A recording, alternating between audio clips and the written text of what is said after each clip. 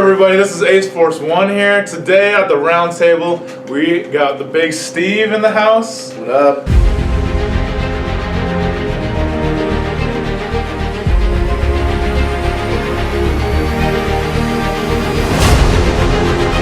We got a lot going on, and Steve's got a lot going on, so spotlight Steve today. Steve, tell us a little bit about yourself, man.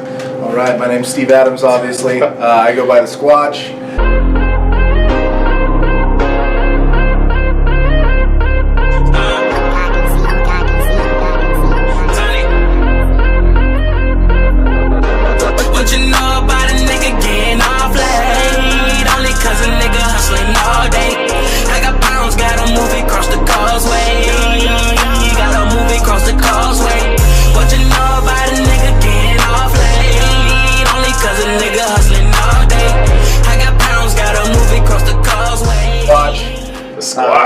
I travel the U.S. competing in the USPA. Made quite an impact last year as my rookie year kind of came to a close. Looking to do some big things this year. Passed up on a couple local meets. Gonna try to go a little bigger this year, starting with the Desert Rampage in late September. Looking at competing against some big boys down there, pushing towards that 2,200 total for powerlifting.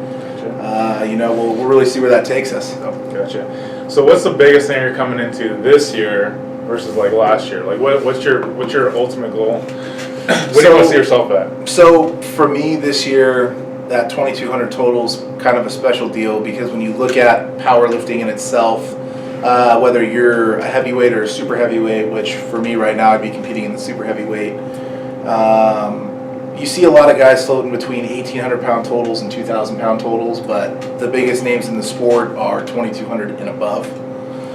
So for me, because I'm 28 years old, you look at a lot of these guys I'll be competing against, they're in their prime. When I say prime, I mean they're between the age of 31 and 34, which in powerlifting is considered, your muscle is mature. That's when you should be at your tip top.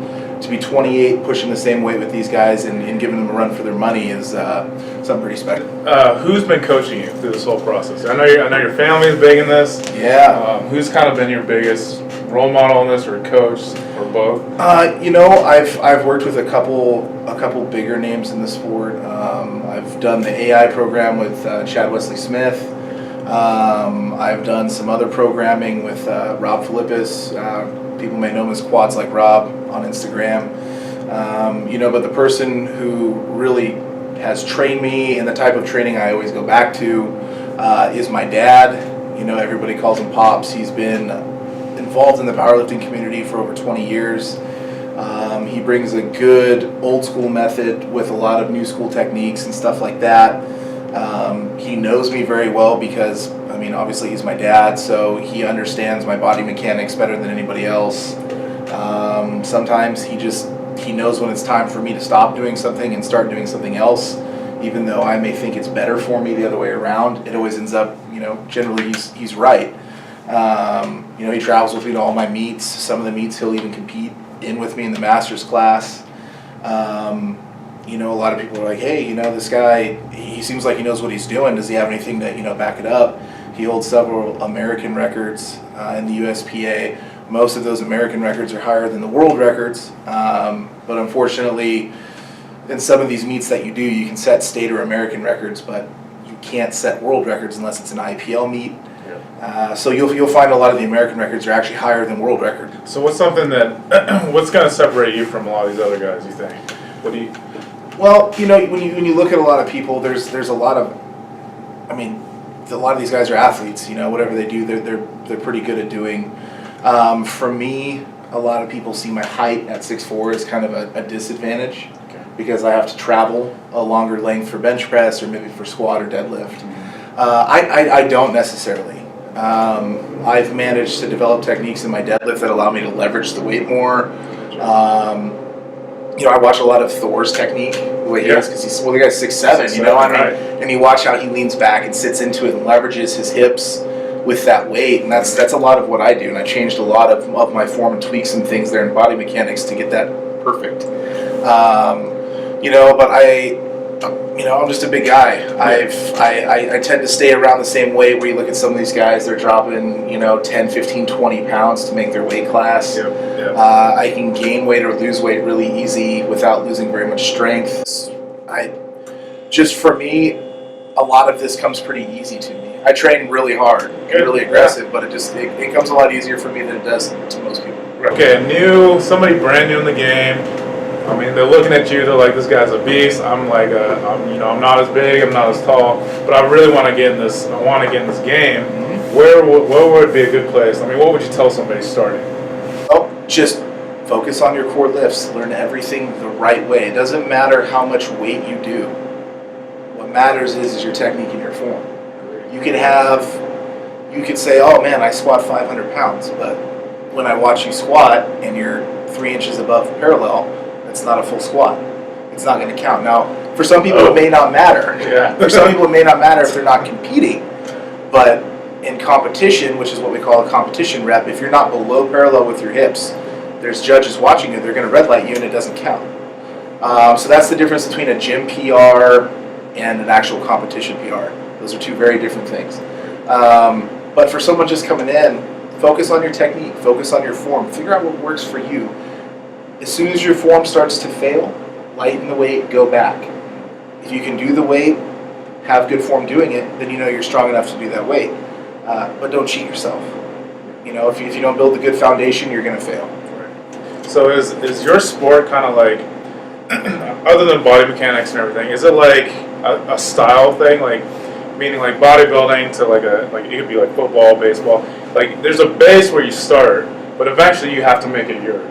So, yes. Is there a style in the same game, like for you, like you have to make it yours? The functions, but some certain things just work better for you. Yeah, they do. A lot of people will say, "Oh, why do you do that?"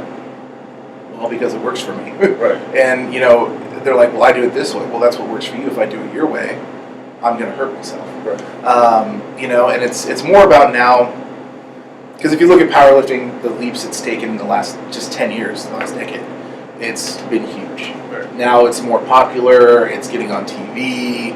You could win if you compete in the U.S. Open and win. First place in the division there is $20,000. First place. Sponsors will pay you. It's become, especially in the age of Instagram and Facebook, you're out there. The world will see you. Everybody will try to mimic your form, mimic what you do. When I first learned, and that's not saying that I watch a lot of people lift.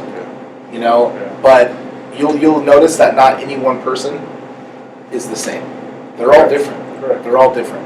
Yep. And you may like, that kind of looks familiar. Well, it's because they took a piece of what someone else does well and put it into their form. That's a lot of what I do. My method of training we call the Adams training method because I train differently than a lot of other people. I have a lot more old school stuff in my training regimen. It just works better for me. It's in a way unorthodox because a lot of these programs you look at how people train, it's very set out. The other day I felt like I needed to go pull something heavy, so I pulled something heavy right in the middle of a hypertrophy phase. It's just, some people may say, hey, that's going to mess you up. In my mind, mentally, for what my body needs, I know that I needed that. I needed to know that after working months and months and months of not going over 700 pounds on my deadlift, or even over 650 on my deadlift, I needed to know that I could walk up to that bar and still pick it up. Right. Because for a lot of people, they can't. Yeah. Sometimes, honestly, and you know this too, most of the unorthodox ways work the best, and it throws a lot of people off of the norm, because fitness, strength training, all those things are changing now. The old ways, they still work, but now we can kind of grow and add to it now. So it's pretty amazing. People are pioneering some things in the sport, and it's always going to evolve. If you don't evolve with it, and you don't keep an open mind, and you think you know everything, and you don't continue to learn, it's going to chew you up and spit you out. You'll fail at anything: bodybuilding, powerlifting, football. And there's always someone who's willing to work harder than you and find a new way to train so they can either recover better, get stronger faster. It is what it is. Even stuff like, you look at Mark Bell's slingshot. Right. When that first came out, a lot of people were like, "What the hell is this weird. thing? Yeah, it's not even going to work." Everybody uses it. Yeah. I've even ordered one for overload training. Yeah. It's beneficial and it helps, you know. And that guy's pioneered the sport a lot too. So I mean, that's the name of the game. Yeah. That's what I love about it, man. It's going to change. It's going to keep changing, and so it's just going to keep elevating and bringing in new competitors. Gym workout.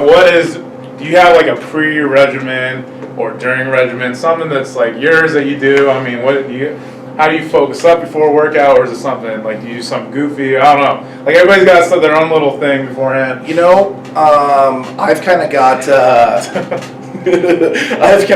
my. I mean, it's kind of like flipping a switch. Yeah. Yeah, you know, it's kind of like just. I don't know. Some people can't do that, but generally, I'll drink my pre-workout before I get there. I'll listen to my workout. I have a mix on my Google playlist. Yeah. You know, I have a mix for my workout music. Listen to that when I get there. Okay. List that I have, which is always changing. Yeah. Occasionally, my wife will throw something in there. So like, some weird song will come on, and it makes you feel totally not manly. Yeah. I'm like, what's going on? God, so I'll switch it. I'm so heavy now. Yeah, what's going on? She'll do it on purpose. I know she does. Yeah. Get to the gym, put on my headphones. I'm a really friendly guy. I've been at this particular place for a very long time. Yeah. Me and my dad used to be real closed off to community there. We were just we just wanted to go and work out, do our thing. Low-key. Get out, And it's mostly because when you're training heavy and you're doing these things, you joke around, laugh, have fun, but sometimes people who don't lift like you do, or they're there just to kind of just do their own thing, but they don't really realize the amount of mental. I mean, you gotta be focused. The mental focus is everything, and they'll just keep talking while you're getting ready to pick up 700 pounds on your back, and you're just like, man, come on. But we've really opened up there a lot, and so now that being that we've opened up, people know what we do, so they know when we're lifting heavy, they'll leave us alone, right? And then they'll come talk to us after we're done, and it's really neat to see. And I kind of wish we would have noticed that before, because before we thought if people didn't know, we just ignored everybody, they would just leave us alone. But if they don't understand what you do, they don't understand what you expect, And it's been pretty cool, because now all those people are behind us. They support us a lot. Yeah. They'll come watch us when we lift heavy, and people watch. You tend to be able to lift more. It just gets the adrenaline going. You don't want to fail. You want to make them proud too. A lot of good people, but occasionally if I'm having a bad day and I can't get my mind right, I've got some. It's called School Crush. Okay. It comes in a bottle. It's good stuff. It's called School Crush. It's called School Crush. Did you die? No. All right. No, yeah, you're good. We're good. Yeah, you take a whiff of that. It's basically kind of like smelly salts, ammonia inhalants. Okay. I don't use them all the time. I use them in competition. But like the other day, doing deadlifts, I didn't want to be there. I didn't want to work out. Right. Took a whiff of that. You kind of forget about everything else. It recenters and helps you focus. Yeah. Opens up the airways. Occasionally, if you see a video of me and it looks like I'm crying in the video, it's because I am, because the stuff, too much, and it, makes your eyes water, so. And I'm glad that the point you brought up is like the mental game. So like, even just talking about that could be like its own segment. Yeah. Of just, it's an athletic sport. You have to have a different focus, a different determination, a different mindset. And I think that's what, a lot of them are trying to learn from this. Anytime you choose to do anything, there's going to be a catch-22, because, the work part of it, things you guys don't see, what he does at home, what he does with nutrition, what he does with workouts, this all plays a big part. And not every day probably you want to practice. No, you don't. There's some days, where you wake up after heavy squats on a Monday, right, and you sleep wrong in your bed, and your muscles tighten up in the middle of the night, so your back hurts, your neck's all strained. You can't look to the left or to the right without it hurting. And there's just all these factors, and it's really easy to say, I don't want to do this today, or I don't want to go heavy today.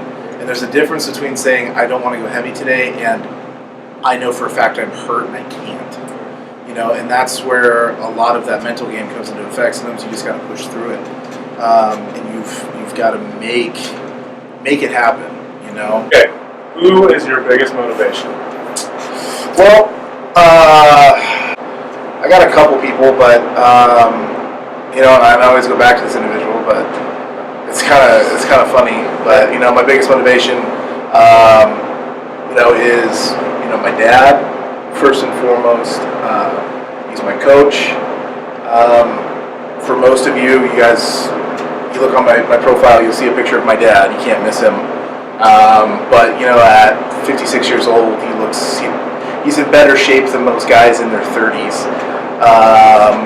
Very fit, one of the strongest master powerlifters in the world by far. If not, you know, you can make the argument that he is the #1 overall rated master powerlifter in the world. But you know, I look at him. You know, he's the kind of person that you'd want to be. People think there's a lot of people that go to their office job and not want to go to the gym. But you look at this guy; he's out on his hands and knees all day doing concrete work at his age, and he still will go to the gym after he's been out in 100-degree weather all day and go pick up and lift heavy weights in the gym because it's part of his life. It's more of a lifestyle than anything. You know, it's if he doesn't do it, he feels like he didn't accomplish anything during the day.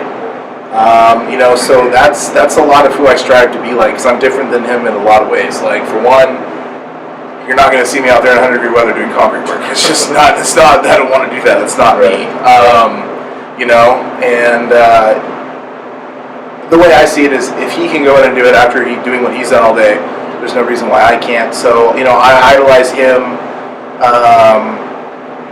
You know, I idolize a couple different people who are in different areas, like, you know, Rob Philippus again, who I've worked with, or he's worked with me rather. You know, trained me. That guy is like a master of squats. That's why they call him quads like Rob. I doubt there's anybody in the world that has bigger quads than that guy. Right. Massive. But you know, people like that. So gotcha. Well, cool, man. This is a snippet of you're going to be seeing a lot of Steve. I'm going to cut it off today because we're going to follow up with his journey in the next month. Super excited. I'm super pumped for him, man. I've known Steve for a long time. He's busted his ass to get here. So I love guys who at the end of the day, they just know how to work, because work beats talent a lot of the time. If you got talent, cool, but he's got both.